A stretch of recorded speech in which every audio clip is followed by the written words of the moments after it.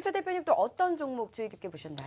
네, 이제 봄이 지나서 자전거 타기 좋은 계절이라고 지난번 한번 말씀드렸었는데 네. 삼천리 자전거 큰 폭의 상승세를 보이다가 최근은 좀 조정을 받아주고 있는 상황입니다.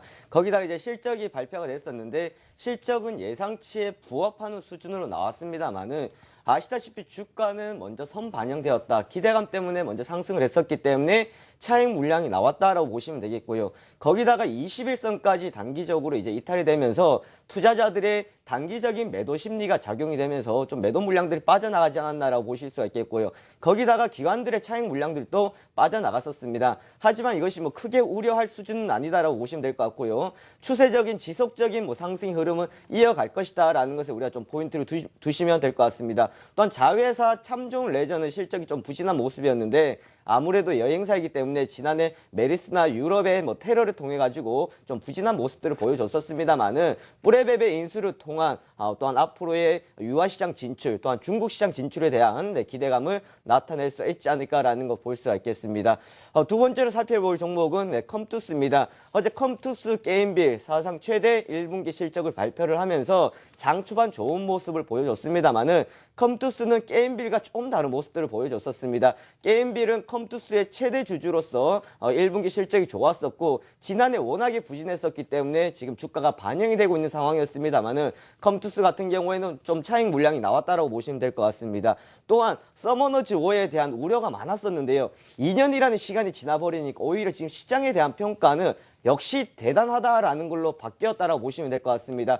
즉 하나의 게임을 가지고 이렇게 실적이 나올 수 있었다라는 것에 좀 포인트를 두시면 될 것 같고요.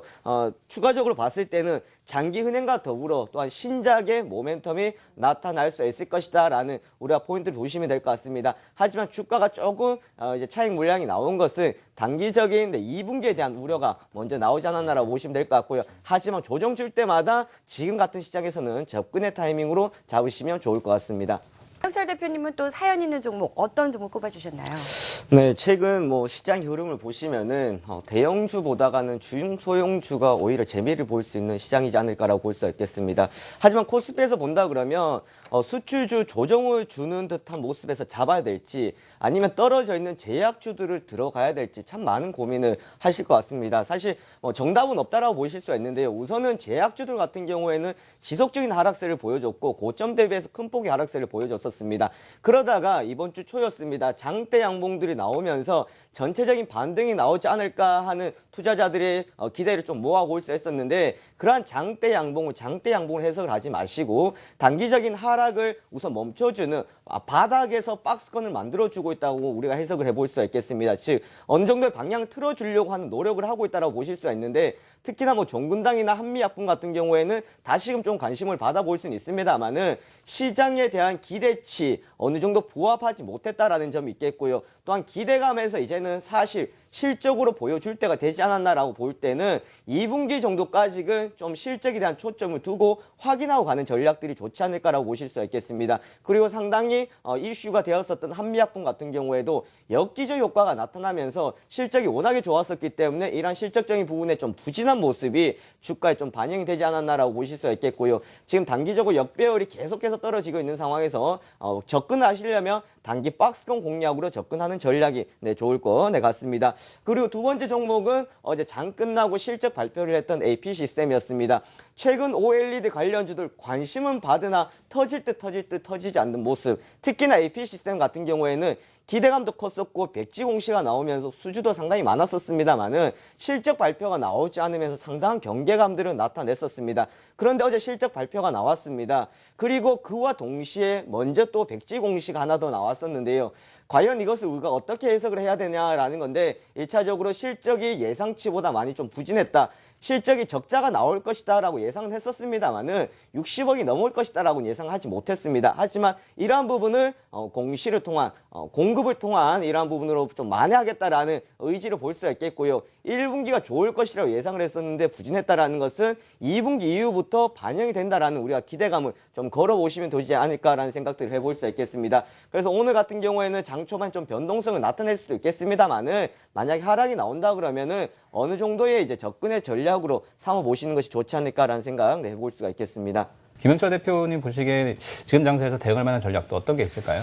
네, 우선 시장이 지금 산무이지 않을까라는 생각을 합니다. 주도주도 없고요. 예. 매수 주체도 없고 모멘텀도 없는 이러한 시장인데 사실 이러한 시장이다라는 거 1년에 뭐 한 3, 4번 정도 나오는 이야기인 것 같습니다. 그만큼 시장을 이끌고 갈 만한 강한 것이 없다라는 걸 보실 수 있는데 엊그제 미국 시장이 올랐고 전일 우리나라 시장은 오르지 않았던 상황들이었습니다.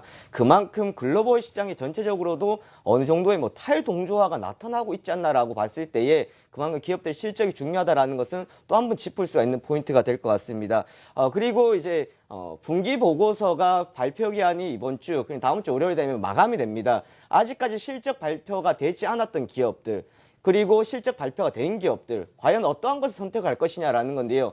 글로벌의 변동성도 중요합니다만은 실적 발표가 이제 내일까지 해서 분기 보고서가 많이 나올 텐데 실적이 오픈되고 접근할 것이냐 아니면 먼저 접근할 것이냐라는 것을 봤을 때에 이건 역시도 시장에서 새판 짜기가 이제 시작되었지 않았을까라는 생각들을 해볼 수 있습니다.